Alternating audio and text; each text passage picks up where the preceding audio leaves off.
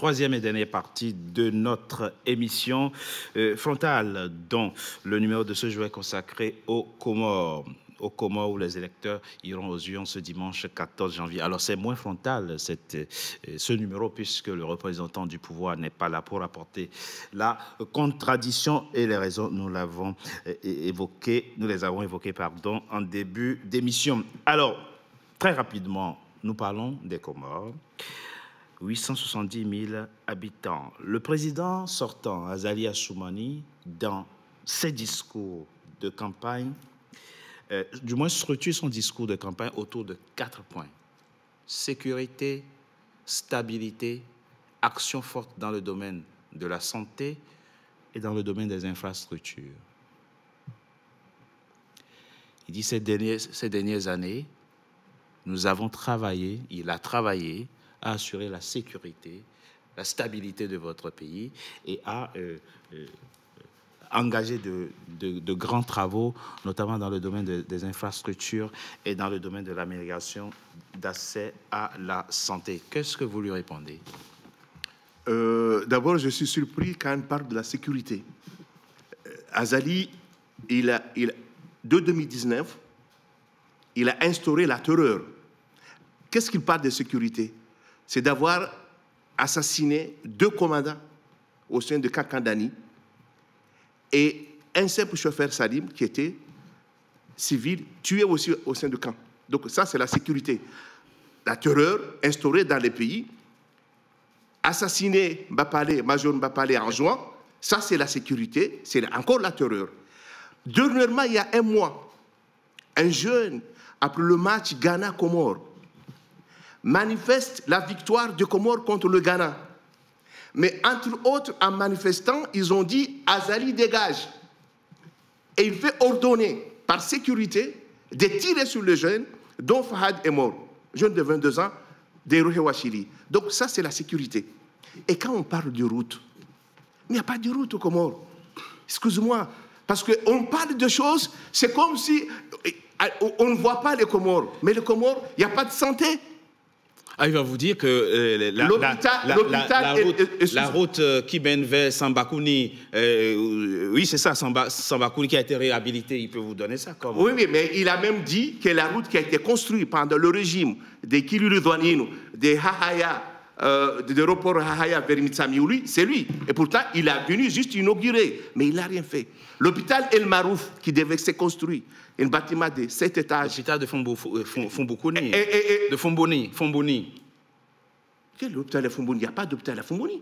Et il y a l'hôpital El Marouf qu'on est en train de construire et pendant 5 ans de mandat, il n'est pas fini. 7 étages, hein? Oui. Ce n'est pas fini. C'est-à-dire qu'il doit faire 15 ans pour construire un hôpital de 7 étages. Mais quel est ce pays qui construit un hôpital de 7 étages dans 15 ans? Donc, moi, je dis, son bilan, ce qu'il dit est faux.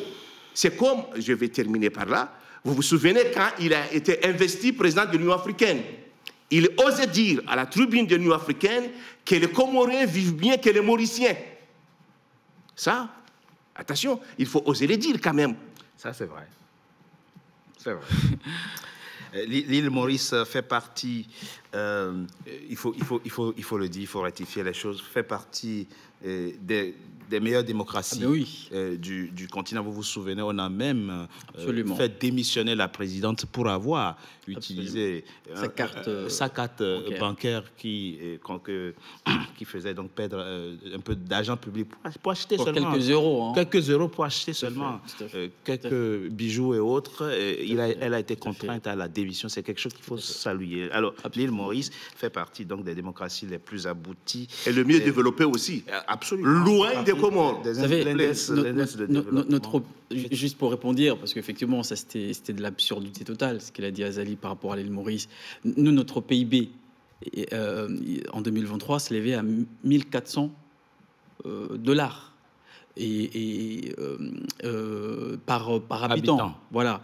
Là où à l'île Maurice, s'élevait à 18 à 20 000 par habitant. Donc vous voyez un peu la différence. Donc, ils sont pas comparables. Mais comment faire cette émission? Dans une émission précédente, j'ai été personnellement touché par le combat que mène la fille du président Sambi, qui se bat pour que son père soit libéré. Vous soutenez un candidat qui appartient au président, au parti choix du président Sambi.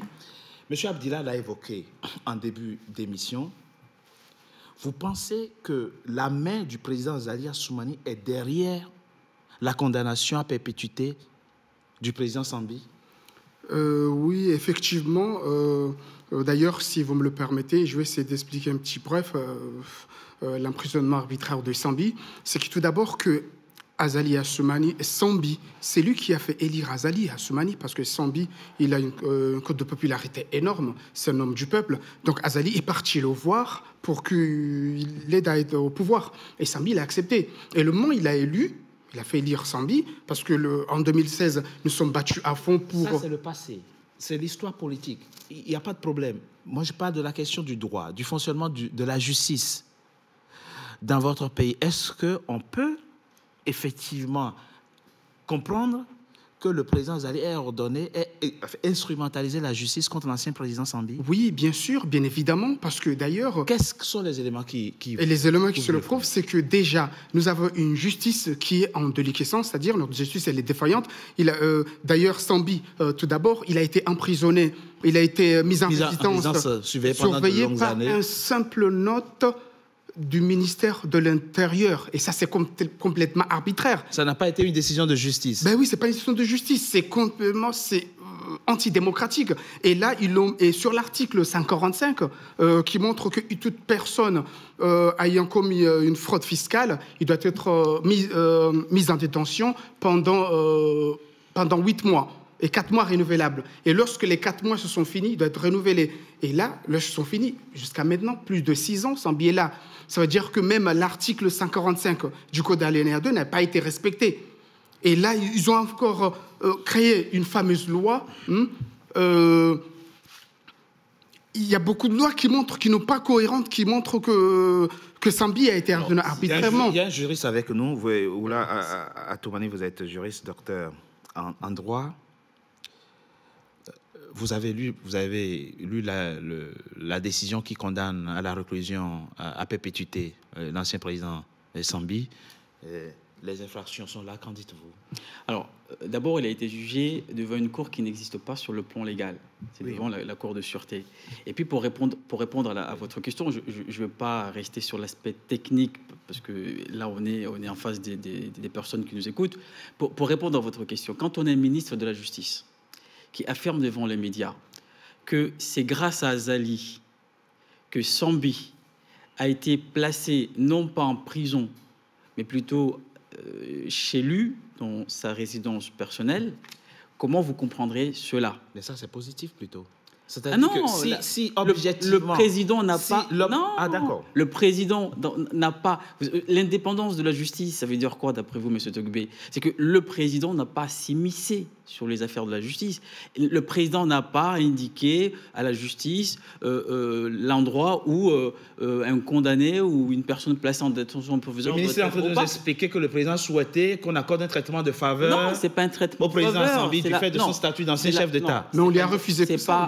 C'est pas un traitement comme la haute trahison. Voilà, justement. Non, c'est pas... J'aimerais quand même... Monsieur Richard, juste un petit éclaircissement. D'ailleurs, la haute trahison, elle n'existe pas. C'est-à-dire que dans notre pays, nous sommes à mesure que même le juge crée sa propre loi pour durcir la détention. On le laisse finir très rapidement. C'est-à-dire que la haute trahison n'existe pas. Elle n'existe pas, bien sûr. Ça existe partout. Hein. Bon, on va en fait, relativiser tout. Allez-y très rapidement. Allez-y. La haute trahison, elle existe, mais elle n'est pas définie.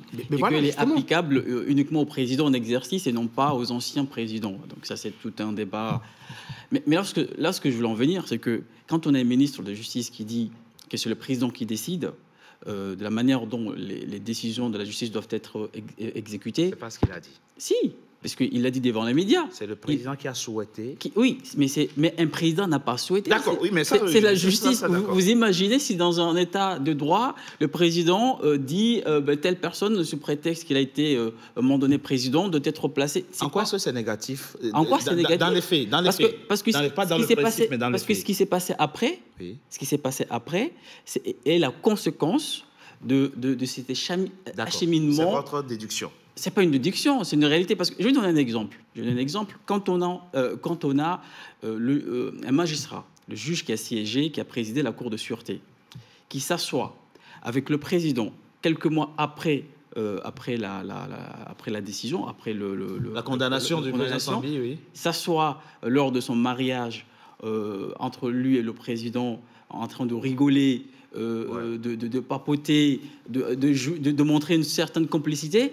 Et évidemment, dans un état de droit, des choses comme ça ne se passe pas.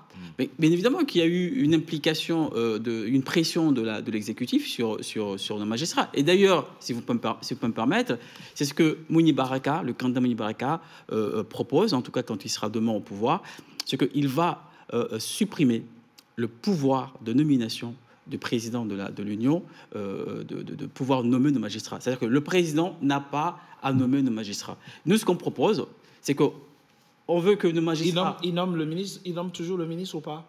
Le président doit toujours nommer le ministre de la Justice ou pas? Il nomme le ministre, et c'est lui-même qui nomme aussi nos magistrats. Sur proposition du ministre de la Justice. Oui, sur proposition. Oui. Mais c'est lui, le décret, il est signé par le président. Alors, la chaîne, elle est ainsi faite. Oui, mais le président nomme le ministre de la Justice. Sur proposition. Mais même le ministre de la Justice n'a pas... il faut plus que le président nomme le ministre de la Justice. Même le ministre de la Justice n'a pas à proposer. Ça ne doit pas relever de son rôle. Nous, ce qu'on propose, c'est quoi? C'est que nos magistrats doivent être issus du concours. Oui, c'est ce qui va attester leur connaissance. Oui. Mais les connaissances ne doivent pas suffire. Il faut qu'ils soient aussi élus. Par qui? Par l'Assemblée. Puisqu'en fait, par l'Assemblée nationale de l'Union de Comores. Parce que l'Assemblée nationale va élire les magistrats. Va élire, puisque cette élection-là... Ça se passe dans quel pays? Cette élection-là a deux intérêts. D'abord, c'est la légitimité de nos magistrats, quand on parle de la séparation de pouvoir... Non, mais je m'exprime. D'abord, la séparation de pouvoir, il faut que nos magistrats soient indépendants, mais de manière suffisante. Un collège de magistrats peut-être. Ensuite, cette élection... Moi, je pense que le président... Ensuite, cette élection, c'est ce qui va permettre à nos parlementaires de mener des enquêtes de moralité. Ça se passe aux États-Unis, par exemple. Aux États-Unis, parfois, des membres de la Cour suprême peuvent ne pas être nommés pour la simple raison qu'une enquête préalable a été menée aussi par le Congrès. Donc, il faut qu'on instaure ce mécanisme pour éviter que demain... Non, c'est une validation. Oui, mais il faut que cette validation-là joue un rôle important. Ah oui, ça oui. Oui, joue un rôle. Donc, nous, ce que nous proposons...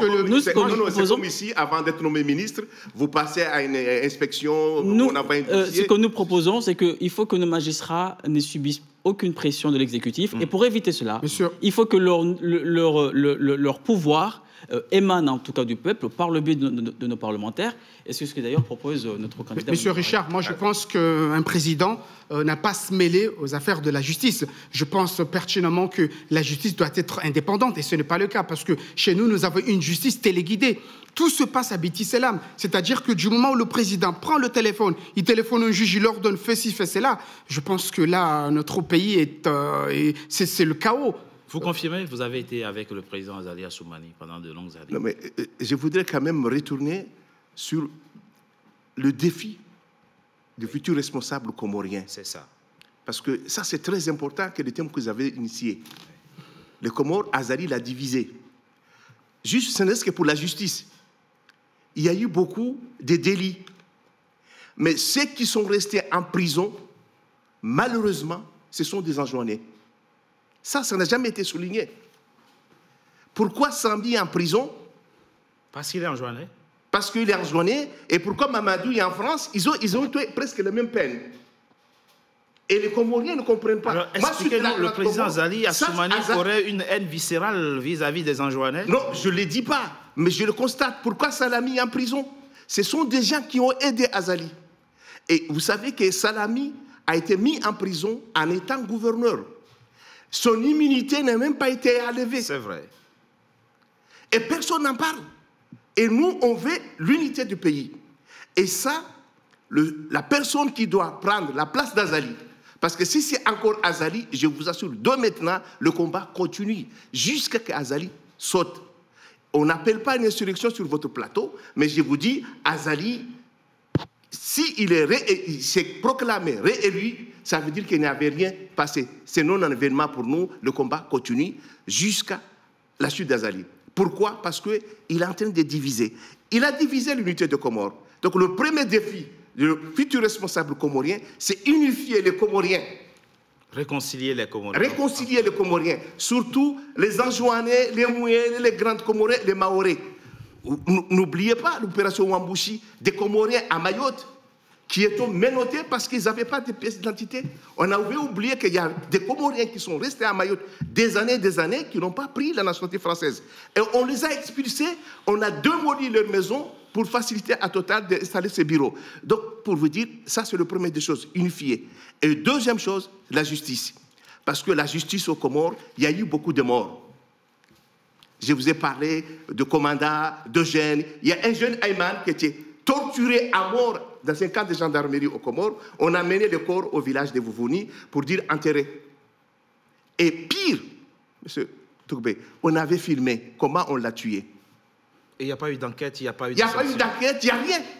Et ça, le deuxième défi, c'est la justice. Et je ne vous parle pas du défi économique. Oui. Parce que ça, le Comore, toutes les sociétés d'État est en faillite. Donc j'ai dit, le futur responsable qui va prendre le Comore après Azali, il a beaucoup de choses à faire. Toutes les sociétés d'État ne sont pas en faillite. Tous. Le dernier, c'est Onicor. Et pour masquer qu'il est en faillite, on dit maintenant, parce qu'ils n'ont plus d'argent d'importer les riz, maintenant on libéralise. Tout le monde peut importer les riz, parce que vous savez qu'à un moment au Comores, on s'est battu à mort pour avoir un sac de riz. Ça, c'est l'émergence d'Azali. En tout cas, merci. Moi, merci. par exemple, mon cas, juste un petit éclaircissement. Oui. Par exemple, mon candidat, Dr Salim, son premier défi, c'est de libérer les institutions judiciaires, c'est-à-dire rétablir les accords de Fomboni, c'est-à-dire que libérer aussi les prisonniers politiques, en l'occurrence Sambi, l'ex-président, et Dr Salami, mais aussi avoir une meilleure santé, parce que déjà aux Comores, pour se faire soigner, c'est vraiment un dilemme. Vous vous rendez compte que avant d'aller aux urgences, tu ne peux pas être soigné sans que vous payiez. Donc le défi, il faut rendre les soins bien gratuits. Sûr, bien sûr, voilà, les soins gratuits. Les soins, déjà, les soins de première nécessité, vous voulez dire. Voilà, pour mon candidat Dr Salim. D'ailleurs, c'est un docteur qui a 19 ans d'expérience. Je pense constamment qu'il est capable de relever le défi, de changer tout ça. C'est pour cela que j'ai dû soutenir ce Dr Salim. Oulam Atoumani, très rapidement pour vous, le défi prioritaire que devra relever le prochain président des Comores, ce sera quoi? En tout cas, c'est ce que je le souhaite, si c'est notre candidat Mouni Baraka, deux priorités. D'abord, c'est le retour ou le rétablissement de l'ordre constitutionnel, qui inclut donc l'autonomie des îles, puisqu'on sait très bien que le président Azali a détruit les autonomies des îles, plus la révalorisation de la tournante. Ensuite, c'est de revoir notre économie. On sait très bien qu'aujourd'hui, pour donner un exemple, 70%, c'est la Banque mondiale qui le dit, 70% de la population active, donc de la population qui travaille, sont en situation de pauvreté. Bien évidemment, parce que notre économie est défaillante. Donc oui, il y a deux urgences. D'abord, le retour de l'ordre constitutionnel, puisqu'effectivement, sans liberté... Il y a rupture d'ordre constitutionnel au Comores. Aucune liberté fondamentale n'est respectée. Il y a une pression de l'exécutif sur nos magistrats, c'est qui pose problème. Il y a aussi le fait qu'aujourd'hui, nos îles, nos gouverneurs ne soient plus autonomes sur l'aspect financier, comme ce fut le cas lors de l'ordonnance initiale 2001. Donc oui, rétablissement de l'ordre constitutionnel, revoir notre économie qui est défaillante, qui est détruite par Azali, et je pense, en tout cas, ce sera pour notre candidat le deux priorités qu'il essaiera de mettre en place une fois élu en tant que président. En tout cas, souhaitons aux Comoriens que la présidentielle se déroule dans un climat apaisé. En principe, une élection présidentielle, c'est un moment de festivité, où dans la joie, dans la convivialité, on compétit et le meilleur gagne. Souhaitons qu'il en soit ainsi le dimanche 14 janvier aux Comoriens et que cette présidentielle se déroule dans le calme, mais surtout dans la transparence. Merci à vous d'avoir participé à cette émission. Merci à vous, téléspectateurs, de nous avoir suivis. Pour suivre cette émission en podcast, www.nca-tv.com, et surtout, abonnez-vous massivement à nos chaînes pour nous permettre de continuer à vous informer. Merci à vous. Merci. Merci à vous.